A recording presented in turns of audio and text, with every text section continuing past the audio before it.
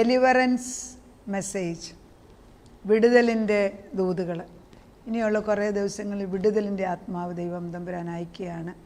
ഈ വചനം പല പ്രാവശ്യം കേട്ട് നമ്മൾ കേൾക്കുന്ന, ഒരു പ്രാവശ്യം കേൾക്കുമ്പോൾ ഒരു തട്ട്, പിന്നെ രണ്ടാമത്തെ പ്രാവശ്യം അതിൻ്റെ ആഴത്തിലോട്ട് ഇറങ്ങും. അങ്ങനെ മുത്തുച്ചിപ്പി എടുക്കുന്ന പോലെ താഴോട്ട് പോയിട്ട് നമ്മുടെ മുമ്പിൽ വചനം വന്ന് നിൽക്കുന്നത് നമ്മുടേതാക്കി മാറ്റിയെടുക്കണം.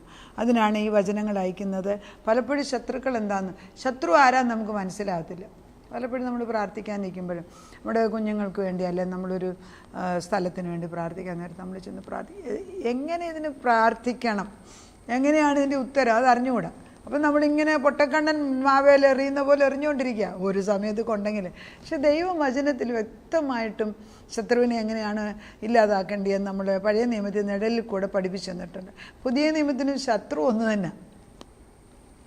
പിശാചിൻ്റെ തന്ത്രം ഈ 6000 കൊല്ലമായിട്ട് ഒരേ തന്ത്രം. അവന് പുതിയ തന്ത്രമൊന്നും അറിഞ്ഞുകൂടാ. പക്ഷേ പഴയതും പുതിയതും നമുക്കറിയത്തില്ലല്ലോ എങ്ങനെയാണ്. അത് പറയുന്നുണ്ടല്ലോ, പിശാചിൻ്റെ തന്ത്രങ്ങളെ അറിയാതിരിക്കുന്നവരാകരുത്. You should know the wiles of the enemy. അവൻ്റെ തന്ത്രം അറിഞ്ഞിരിക്കണം. ദൈവത്തിൻ്റെ ആത്മാവ് വരാതെ we are speaking spiritual realm, ആത്മീയ ഗോളമാണ്. അപ്പം നമ്മൾ ജോഷുവയുടെ 3:10 ഞാൻ ഈ ദിവസങ്ങളിൽ ആദ്യമായിട്ട് എടുക്കാൻ. അതേ തന്നെയാണ് ഇപ്പോഴും നിൽക്കുന്നത്. ജോഷുവയുടെ 3:10. എത്രയൊക്കെ ശത്രുക്കളാണ് നമ്മുടെ മുമ്പിൽ നിൽക്കുന്നത്. ശത്രുവിനെ എങ്ങനെ നമ്മൾ ദൈവത്തിൻ്റെ നാമത്തിൽ ജയമെടുക്കണം. പഴയ നിയമത്തിനും പുതിയ നിയമത്തിനും ശത്രു ഒന്ന് തന്നെയാണ്. അത് പല രൂപത്തിൽ അത് വ്യക്തമായിട്ട് കാണിച്ചിരിക്കുന്നു എന്നേ ഉള്ളൂ. ജോഷുവ 3:10 ജീവനുള്ള ദൈവം നിങ്ങളുടെ ഇടയിലുണ്ട്. വളരെ നിർബന്ധമായ ഒരു പോയിൻ്റാണ്, ജീവനുള്ള ദൈവം. അതെന്താ അങ്ങനെ പറയാൻ? ജീവനില്ലാത്ത ദേവന്മാരെ ആശ്രയിക്കുന്നുണ്ടായിരിക്കണമല്ലോ, അല്ലെ? അങ്ങനെ യോശുവ പറയത്തില്ലല്ലോ. ജീവനുള്ള ദൈവം എൻ്റെ ഇടയിലുണ്ട്. അവൻ നമ്മുടെ മുമ്പിൽ നിന്ന് കനാന്യർ, ഹിത്യർ, ഹിവ്യർ, പെരിസ്യർ, ഗിർഗശ്യർ, അമോര്യർ, എബൂസ്യർ എന്നിവരെ നീക്കിക്കളയും എന്ന് നിങ്ങൾ ഇതിനാൽ അറിയും. ഇതാ സർവഭൂമിക്കും നാഥനായവൻ്റെ നിയമപെട്ടകം നിങ്ങൾക്ക് മുമ്പിൽ യോർദാനിലേക്ക് കടക്കുന്നു. അപ്പോൾ നിയമപെട്ടകം എൻ്റെ കയ്യിലുണ്ട്, കർത്താവിൻ്റെ ആത്മാവ് എൻ്റെ കൂടെ ഉണ്ട്. അപ്പം പിന്നെ ഏത് ശത്രു ഏത് രൂപത്തിൽ വന്നാലും, അപ്പോൾ ഏതൊക്കെ രൂപത്തിലാണ് ഇവൻ കടന്നു വരുന്നത്. ശരിയാ, പരിശുദ്ധാത്മാവ് നമ്മുടെ കൂടെ ഉണ്ട്, നമ്മൾ ജയമെടുത്ത മക്കളാണ്. പക്ഷെ പരിശുദ്ധാത്മാവ് വരുമ്പോഴും ശത്രു ഏതെന്ന് തിരിച്ചറിയാനുള്ള ബുദ്ധി പഴയ നിയമം വായിക്കുമ്പോൾ നമുക്ക് കിട്ടും. എങ്ങനെയാണ് ശത്രു കിടന്നത്. ഇപ്പം ഈ ഒന്നാമത്തെ പറഞ്ഞത് കനാന്യ ശക്തികളാണ്. ഈ കനാന്യ ശക്തി എന്ന് പറഞ്ഞാൽ ദുഷ്ടന്മാരാണ് അവർ. കനാന്യ ശക്തിയെക്കുറിച്ച് പറയുമ്പോഴേ അവർ ബിസിനസ് പീപ്പിളാണ്. അവർ ദൈവത്തിൻ്റെ ആത്മാവിലെ പോളിതീസ്, അതായത് അനേക ദേവന്മാരെ വിളിക്കുന്നവരാണ്. The Canaanite spirit, the people who lived in Canaan. Israel, പണ്ടത്തെ Israel, Palestine, Lebanon, part of Syria, Jordan, ഈ സ്ഥലങ്ങളിലാണ് ഈ കനാനൈറ്റ്സ് എന്ന് പറയുന്നവർ അന്ന് ജീവിച്ചിരുന്നത്. ഇത് BC 3000 ഞാൻ പുറകോട്ട് പോവുകയാണ്. The term Canaanite refers to people who lived in the land of Canaan. Canaan ദേശത്ത് താമസിച്ചു 3500 തൊട്ട് 1200 BC വരെ താമസിച്ച ഒരു സ്ഥലമാണ് ഈ കനാന്യരുടെ എന്ന് പറയുന്നത്. അവർ പൊളിത്തീസ്റ്റിക് റിലിജനാണ് ഒബ്സർവ് ചെയ്തത്. അതായത് പല ദൈവങ്ങൾ. നമ്മളൊക്കെ മോണോത്തീസ്റ്റിക്കാണ്, ഒറ്റ ദൈവം. അവർ വിളിച്ചിരുന്നത് എൽ, ബാല്, അഷ്റഫ്, അഷേരത്ത്, ഇങ്ങനെയുള്ള പല വിഗ്രഹങ്ങൾ, പിന്നെ ഇങ്ങനെ പല കാണുന്ന പ്രകൃതി കാണുന്ന ഓരോന്നിനെയും വെച്ച് അവർ ദൈവങ്ങളായിട്ട് വിളിച്ചുകൊണ്ടിരിക്കും. They were known for the cities and trade and distinct cultural practices. അവർ നല്ലവണ്ണം അവരുടെ സ്ഥലങ്ങൾ വളരെ ഡെവലപ്ഡാണ്. അവർക്ക് അന്യദേവന്മാരെ വിളിക്കുന്നതിന് പലതരത്തിലുള്ള പ്രാക്ടീസ് അവർ നടന്നുകൊണ്ടിരിക്കുന്നു. അപ്പം മെറ്റീരിയൽ പൊസഷൻ, അതായത് ഈ ലോകത്തിലുള്ള ബിസിനസ്സുകൾ ഈ ലോകത്തിൽ കൂട്ടി വെക്കണം. അതുപോലെ ഈ എർത്തിലി ഡിസയേഴ്സ്, ഐഡലട്രസ് പ്രാക്ടീസ്, മനുഷ്യനെ കുരുതി കഴിക്കുക, അതുപോലെ ഏകദേശത്തെ ദൈവത്തിനെ വെറുക്കുക, ഇതൊക്കെയാണ് ഇവരുടെ. ഇത് കനാനൈറ്റ് പീപ്പിൾ എന്ന് പറയുന്നവർക്ക് ഇസ്രായേൽ വ്യക്തികളുമായിട്ട് എന്നും പണ്ട് തൊട്ടേ യുദ്ധമുണ്ട്. അപ്പം ഇവർ ഈ കനാനൈറ്റ് പീപ്പിൾ എന്ന് ഇപ്പം നമ്മൾ ഉദ്ദേശിക്കുന്നത് ആത്മീക ഗോളത്തിൽ ബിസിനസ് ചെയ്യാൻ ക്രിസ്ത്യാനികൾ അല്ലെങ്കിൽ ദൈവവിശ്വാസികൾ മുൻപോട്ട് പോകുമ്പം ഇവർ ഒബ്ജക്റ്റ് ചെയ്യും. അതുവരെ ഒരു കുഴപ്പമില്ല. വലിയൊരു ബിസിനസ് ചെയ്യാനായിട്ട് തുടങ്ങും, ഈ കനാനൈറ്റ് സ്പിരിറ്റ് പൊങ്ങി വരും. അവർ ടെറിറ്ററി എടുത്ത് വെച്ചിരിക്കുകയാണ്. അതാണ് ചില സ്ഥലങ്ങളിൽ ചെന്ന് ചെയ്താൽ ഒന്നും നടത്തില്ല. കേരളത്തിലൊന്നും ചെയ്യാനൊക്കത്തില്ല. ഒരുടെ ഒരു കനാനൈറ്റ് സ്പിരിറ്റ് പൊങ്ങി വരും. നമുക്കൊന്നും ചെയ്യാനൊക്കത്തില്ല. അത് ഈ ടെറിറ്റോറിയൽ ജൂറിസ്ഡിക്ഷൻ എടുത്തു വെച്ചിരിക്കുകയാണ്. ആ ഒരു സ്പിരിറ്റുണ്ട്. ആ സ്പിരിറ്റിനെ ബ്രേക്ക് ചെയ്യണമെങ്കിൽ അതുപോലെ പ്രാർത്ഥിക്കാൻ കഴിവുള്ളവരുമാണ്. പിന്നെ പലരും ഇവിടെ നിന്ന് ഓടിപ്പോകും. അത് ഏതൊരു സ്ഥലത്തും ഇതുണ്ട്. അത് മാറ്റാനുള്ള കൃപയുള്ളവരെ കൊണ്ട് പ്രാർത്ഥിപ്പിച്ചില്ലെങ്കിൽ നമുക്ക് ഒരു ബിസിനസ്സും ചെയ്യാനോ അല്ലെങ്കിൽ എന്തെങ്കിലും പ്രോസ്പെറസ് ആകാനോ ഏത് ദേശത്ത് ചെന്നാലും ഇത് തരത്തിലുള്ള സ്പിരിറ്റുകൾ വരും. അപ്പം നമ്മൾ മനസ്സിലാക്കേണ്ടത് ഇത് നമ്മുടെ കഴിവില്ലായ്മ കൊണ്ടൊന്നും അല്ല, ആഗ്രഹമില്ലാഞ്ഞിട്ടല്ല. ചെയ്യണമെങ്കിൽ ഈ ആത്മീയ ഗോളം ജഡീയ ഗോളത്തെക്കാട്ടി ശക്തിയാണ്. They are merchants and traffickers. അതായത് ബിസിനസ് ചെയ്ത് സാധനങ്ങൾ ഒരു സ്ഥലത്ത് നിന്ന് മറ്റു സ്ഥലത്തോട്ട് കൊണ്ടുപോകുന്നവരാണ്. ഈ കനാന്യ ദേശം ഏറ്റെടുക്കാൻ ദൈവം ഈ ഇസ്രായേൽ ജനതയെ ഉപയോഗിക്കുന്നത് അവരുടെ ഈവിൾ പ്രാക്ടീസസ് കൊണ്ടാണ്. അവരുടെ ദേവൻ പറഞ്ഞാന്നും പറഞ്ഞ് മനുഷ്യനെ കൊല്ലണമെങ്കിൽ മനുഷ്യനെ കൊല്ലും. അവർക്ക് ദേവന് രക്തം വേണമെന്ന് പറഞ്ഞാൽ ഇത്ര പേരുടെ രക്തം കൊണ്ട് കൊടുക്കും. ഇങ്ങനെയുള്ള എന്ത് ദുഷ്ടതയും ചെയ്യാൻ അവരുടെ ദേവനെ ആശ്രയിച്ച് അവർ ചെയ്യുകയാണ്. അപ്പോൾ ദൈവത്തിൻ്റെ സൃഷ്ടികളാകുന്ന മക്കളെ ദൈവത്തിന് വിപരീതമായിട്ട് ദൈവം അല്ലാത്തതിന് കൊടുക്കുമ്പം ദൈവം അത് നിർത്തലാക്കാൻ വേണ്ടിയാണ് ഇസ്രായേൽ ജനതയെ അവിടെ ഉപയോഗിച്ചത്. അല്ലാതെ ഒരു വ്യക്തിയോട് ദേഷ്യമായിട്ടൊന്നും അല്ല.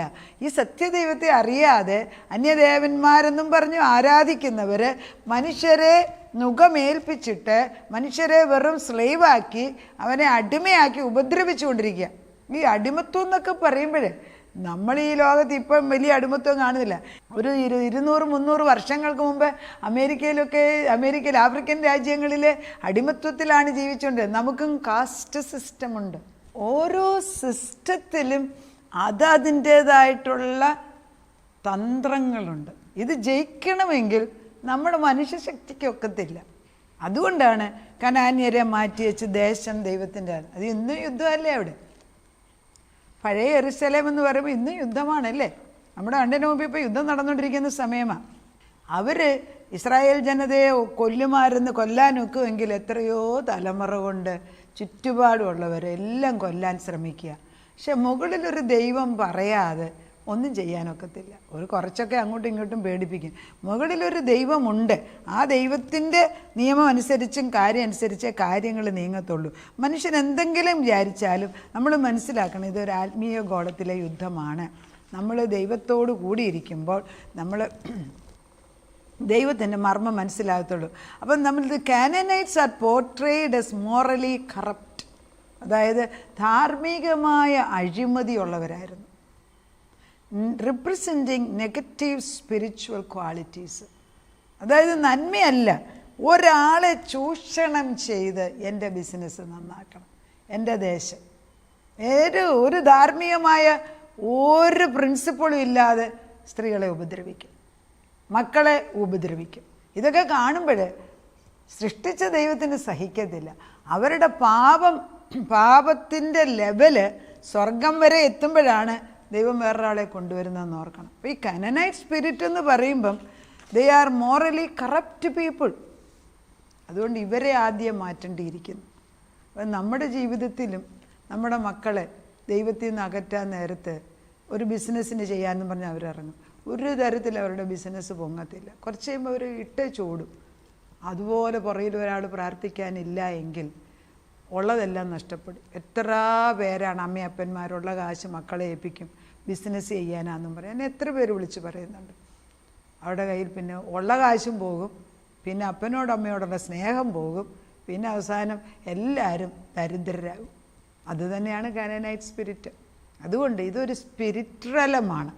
ചുമ്മാതെ പോയി ബിസിനസ് ചെയ്യാമെന്നും ചുമ്മാതെ ജീവിതത്തിൽ ഉയരാമെന്നും ആരും വിചാരിക്കേണ്ട. പുറകിൽ അതുപോലെ അതാണ് ഈ തലമുറകളുടെ പ്രാർത്ഥനയുള്ള കുടുംബങ്ങൾ നോക്കാമെങ്കിൽ അവിടെയൊക്കെ നല്ല കഴിവുള്ളവർ പൊങ്ങി വരും. കുറേ പേര് സയൻറ്റിസ്റ്റാകും, കുറേ പേര് ഡോക്ടേഴ്സാകും, ലോയേഴ്സാകും, ജഡ്ജസാകും, ടീച്ചേഴ്സാകും. ആ ഒരു തലമുറ അങ്ങനെയാകും. എന്നാൽ വേറെ അതേപോലെ ചില തലമുറയിൽ കൊലപാതകികൾ, കള്ളുകുടിയന്മാർ, മ്ലേച്ഛത ചെയ്യുന്നവർ, ദുഷ്ടവൃത്തി ചെയ്യുന്നവർ, ഇങ്ങനെ എന്താ തലമുറയുടെ പ്രാർത്ഥന. ഈ കനനൈറ്റ് സ്പിരിറ്റ് വരുന്നിടത്ത് ഒരിക്കലും അഭിവൃദ്ധി വരത്തില്ല.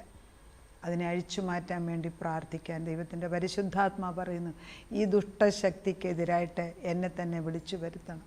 പരിശുദ്ധാത്മാവിൻ്റെ ശക്തി കൊണ്ടുവന്ന് തീ ഇറക്കിയിട്ട് നമ്മൾക്കൊരു വേലി കെട്ടുകയാണ് നമ്മുടെ സ്ഥലത്തിന് ചുറ്റും. ഇതിനകത്ത് ദുഷ്ടാത്മാവ് കയറാനൊക്കത്തില്ല. ശത്രു ഏത് രൂപത്തിൽ വന്നാലും വാർഡ് ഓഫ് ചെയ്യും. അപ്പോഴാണ് ദൈവം പറഞ്ഞു യുദ്ധം എനിക്കുള്ളത്. അത് മനുഷ്യശക്തി കൊണ്ട് യുദ്ധം ചെയ്യാനൊക്കത്തില്ല.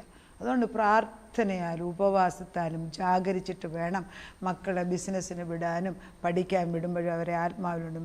പലപ്പോഴും ദൈവത്തിൻ്റെ ഗോളത്തിൽ വരുന്നിടം വരെ ദൈവത്തിനൊരു തിരഞ്ഞെടുത്തൊരു സ്ഥലമുണ്ട്, അതുവരെ ഇവർ അലഞ്ഞിങ്ങനെ നടക്കും സെയ്യൂർ പർവ്വതത്തിന് ചുറ്റും. പക്ഷെ ഒരു സമയം അവർ ദൈവം തിരിച്ചു കൊണ്ടുവരും. അങ്ങനെ കൊണ്ടുവരാൻ വേണ്ടി നമുക്ക് പ്രാർത്ഥിക്കാം. നല്ലവനും വിശ്വസ്തനുമായ ദൈവമേ, കുടുംബങ്ങളുടെ ഐശ്വര്യം പ്രാർത്ഥനയുടെ ബലത്തിലും പരിശുദ്ധാത്മാവിൻ്റെ ശക്തിയിലുമാണ് നിൽക്കുന്നത്. പഴയ കുടുംബാംഗങ്ങൾ, അമ്മയപ്പന്മാർ, അവരുടെയൊക്കെ ഭവനങ്ങളിൽ ഒരച്ഛന്മാരോ ഒരു കന്യാസ്ത്രീകളോ അല്ലെങ്കിൽ മൂത്ത പുത്രനെ ദൈവത്തിന് കൊടുക്കുകയോ ചെയ്തിരുന്നു. അനേക മക്കളുള്ളപ്പം 10 പേരുള്ളപ്പോൾ 1ഉം 2ഉം മകനാണെങ്കിൽ ഒരു അച്ഛനായി മാറും, മകളാണെങ്കിൽ കന്യാസ്ത്രീയായി മാറും. അതെല്ലാം മാറി ഇന്നിപ്പോൾ ഒരു മകനും ഒരു മകളും ഒക്കെ ആകുമ്പം ആരും അവരവരുടെ മക്കളെ വിട്ടുകൊടുക്കുന്നില്ല ദൈവത്തിന്. അതെ, ദൈവപുത്രന്മാരെ യഹോവയ്ക്ക് കൊടുക്കുവീൻ എന്ന് നീ പറയുന്നു. ഈ കനാന്യ സ്പിരിറ്റിനെയൊക്കെ യുദ്ധം ചെയ്ത് ജയിക്കാൻ തക്കവണ്ണം ദുഷ്ടാത്മാവ് കുഞ്ഞുങ്ങളുടെ മേൽ ആത്മാവിനെ അയച്ച് ഈ സമയത്ത് പരിശുദ്ധാത്മാവിൻ്റെ തീയിറങ്ങി ശത്രുവിൻ്റെ തന്ത്രങ്ങളെ കരിച്ചു കളഞ്ഞ് കുഞ്ഞുങ്ങളുടെ മുമ്പിലുള്ള ബന്ധനങ്ങൾ അഴിച്ചു മാറ്റി വഴി നിരപ്പാക്കി ദൈവം നിയോഗിച്ച സമൃദ്ധമായ കനാൻ ദേശം പ്രാപിച്ചെടുക്കാൻ അവരെ നേർവഴിയിലേക്ക് നടത്തണമേ. ഈ ലോകത്തിൽ ജീവിക്കുമ്പം ചില കാര്യങ്ങളൊക്കെ ചെയ്തു തീർക്കാനുള്ളത് ദൈവനിയോഗപ്രകാരം ചെയ്യേണ്ടത് ചെയ്തെടുക്കാൻ ദൂതഗണങ്ങളെ അയച്ചു കൊടുക്കണമേ. യുദ്ധം ഇന്നു മുതൽ യഹോവയ്ക്കുള്ളത്. ശത്രുവിൻ്റെ എന്ത് തന്ത്രങ്ങളുണ്ടെങ്കിലും അഴിഞ്ഞു മാറട്ടെ യേശുവിൻ നാമത്തിൽ. ദൈവദൂതന്മാർ മുൻപിൽ പോയി തലമുറകളുടെ മുമ്പിൽ നിൽക്കുന്ന ശാപം അഴിച്ചു കൊടുത്ത്, ഒരു ബിസിനസ്സിലാണെങ്കിൽ ഒരു പഠിത്തത്തിലാണെങ്കിൽ അവരുടെ ബുദ്ധിമണ്ഡലത്തിൽ മന്ദത വന്നിട്ട് സത്യദൈവത്തിൽ നിന്ന് മാറിപ്പോയെങ്കിൽ തിരിച്ചു കൊണ്ടുവരുവാൻ ദൂതഗണങ്ങളെ പറഞ്ഞയക്കുന്നു. കാലേബിൻ്റെയും ജോഷുവയുടെയും വരമുള്ള അനേക മക്കൾ കുടുംബങ്ങളിൽ ഉണ്ടാകട്ടെ. അവരുടെ മേലുണ്ടായിരുന്ന ആത്മാവ് പരിശുദ്ധാത്മാവാണ്. ഈ കാലയളവിൽ ഞങ്ങളുടെ തലമുറകളുടെ മേൽ പരിശുദ്ധാത്മാവിനെ കൊണ്ട് നിറച്ചിരിക്കുന്നതിനാൽ ദൈവത്തിൻ്റെ ആത്മാവിൻ്റെ ശബ്ദം മറ്റു വിളിയെക്കാട്ടിൽ ഉന്നതമായി ഉയർന്നു കേട്ടിട്ട് സുബോധത്തോടെ അവർ തിരിച്ചു വരട്ടെ. നാഥാ, തലമുറകളെ പണിതെടുക്കുന്നവൻ നീയാ. ജെറിഹോയുടെ മതിലിന് ചുറ്റും 6 പ്രാവശ്യം ചുറ്റും നടന്നു, അവരൊന്നും മിണ്ടിയില്ല. 7-ാം ദിവസം സ്തോത്രത്തോടും സ്തുതിയോടും ദൈവത്തിനെ സ്തുതിച്ചപ്പോൾ മതിൽ താണു വീണതുപോലെ നമ്മുടെ തലമുറകൾക്ക് മുമ്പ് നിൽക്കുന്ന ദുഷ്ടാത്മാവിൻ്റെ മതിലുകൾ, അതിൻ്റെ ദൈവത്തിനെതിരായിട്ടുള്ള ശക്തികളുടെ മതിലുകൾ ഇടിഞ്ഞു പോകട്ടെ. അങ്ങനെ തന്നെ സംഭവിക്കുന്നതിനാൽ സ്തോത്രം. പ്രാർത്ഥന കേട്ട് ദൈവത്തിൻ്റെ പരിശുദ്ധാത്മാവ് യുദ്ധത്തിൽ ജയമെടുക്കാൻ അവരെ വീരന്മാരായിട്ട് കർത്താവിൻ്റെ പടച്ചട്ട ഇടിയിപ്പിച്ചുകൊണ്ട് ദൈവത്തിൻ്റെ ആത്മാവ് മുൻപോട്ട് വിടുന്നതിന് സ്തോത്രം. യുദ്ധവീരനായിട്ട് നീ മുൻപിലുണ്ടെങ്കിൽ, ജോഷുവായും കാലേബും കണ്ട ദൈവം ഞങ്ങളുടെ മുമ്പിൽ നിൽക്കുന്നുവെങ്കിൽ, സത്യദൈവം സേനയുടെ അധിപനായ ദൈവം മുമ്പിലുണ്ടെങ്കിൽ ഭയപ്പെടേണ്ട. ദൈവത്തിൻ്റെ ആത്മാവ് മുൻപോട്ട് പോയി ജയമെടുക്കും. കർത്താവ് ജയമെടുക്കുമ്പോൾ അത് ജയമാണ്. ദൈവം ജയമെടുത്തു എന്ന് ക്രൂശിൽ പറഞ്ഞത് സകലതും പൂർത്തിയാക്കിയ ദൈവത്തിൻ്റെ ശക്തി ഇറങ്ങി വരട്ടെ. പ്രാർത്ഥന കേട്ട് തലമുറകളെ അനുഗ്രഹിക്കാൻ സുബോധത്തിൻ്റെ ആത്മാവ് ഇട്ടുകൊടുത്ത്, ഞാൻ ആരെന്നുള്ള ബോധം ഇട്ടുകൊടുത്ത് അവരെ തിരിച്ചു കൊണ്ടുവരുന്നതിന് സ്തോത്രം ചെയ്യുന്നു. പ്രാർത്ഥന കേട്ട് ഉത്തരം തന്ന ദൈവത്തിന് നന്ദി. യേശു ക്രിസ്തുവിൻ്റെ പൊന്നുനാമത്തിൽ തന്നെ ആമേൻ.